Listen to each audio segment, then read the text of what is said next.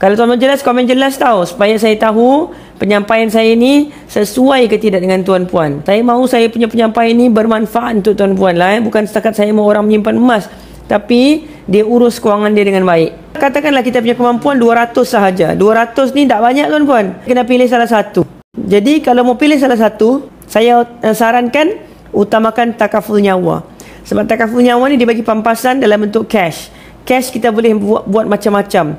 Tapi kalau kita ambil medical card ni dia hanya tanggung kos rawatan. Tak penting ke? Penting juga. Tapi kalau kita tidak ada medical card, kita masih ada pilihan hospital kerajaan. Tapi kalau kita tidak ada takaful nyawa, aksiden terlantar, lumpuh, dibuang pekerjaan, siapa yang akan sara kehidupan kita? Kerajaan tak bagi duit.